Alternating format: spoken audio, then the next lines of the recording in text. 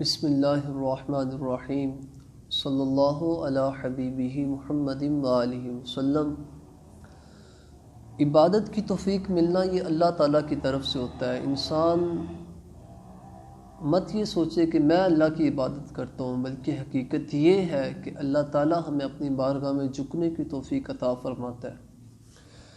ایک شخص تھا، اللہ تعالیٰ نے اسے عبادت کی توفیق عطا فرمائی اور وہ ایک ویرانے میں جا کے غار کی اوٹ میں اللہ کی عبادت کرنا شروع ہو گیا۔ کئی سال اللہ کی عبادت کی، شہر میں آیا ہی نہیں۔ جب بھوک لگتی تو اللہ تعالیٰ جنت سے اس کو انگور عطا فرماتے۔ وقت گزرتا گیا، ایک دن اس کے دل میں خیال آیا کہ یہ جو جنت سے پھل آ رہے ہیں نا، یہ میری عبادت کی وجہ سے آ رہے ہیں۔ اگر میں بھی عام لوگوں کی طرح ہوتا نا تو میں بھی دنیا داری کے کاموں میں مصروف ہوتا۔ اللہ تعالیٰ کو اس کی یہ بات پسند نہیں آئی، کیونکہ اس میں آگی عاجزی کا عنصر نہیں تھا، اور اللہ تعالیٰ کو سب سے محبوب چیز جو ہے وہ عاجزی ہے۔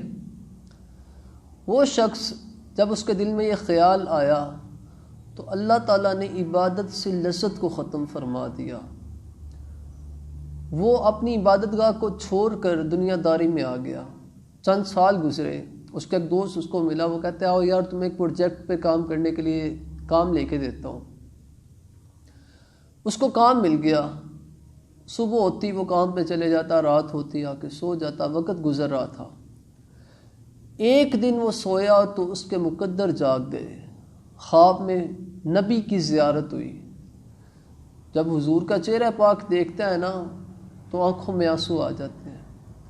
حضور نے فرمایا تو نے کون سا عیب دیکھ لیا اللہ کی بارگاہ میں جو اللہ کو چھوڑ کے تو دنیا داری میں آ گیا ہے؟ وہ شخص فوری بیدار ہوا، چیخیں مارتا ہوا۔ اس کے دوست نے پوچھا کیا ہوا ہے؟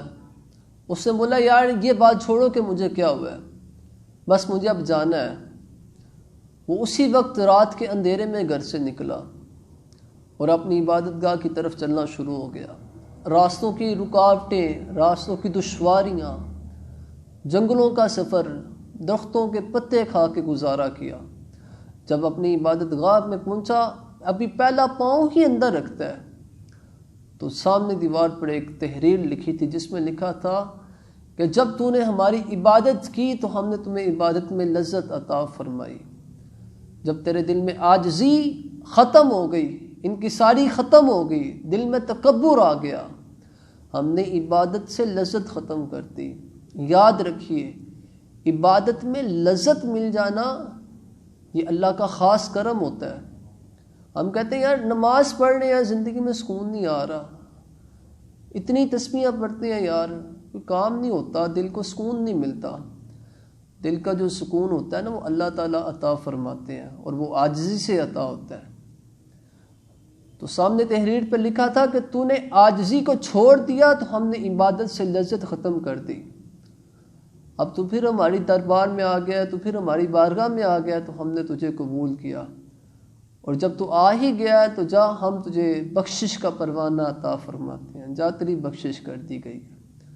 فرماتے ہیں سامنے وہ تحریر تھی اور وہ پڑھ رہا تھا اور آنکھوں میں آنسو تھے، اللہ پاک نے اسے وصال عطا فرما دیا۔ اللہ پاک ان کی مغفرت فرمائے اور ان کے صدقے ہماری مغفرت فرمائے، آمین بجاہ النبی الامین صلی اللہ علیہ وآلہ وسلم۔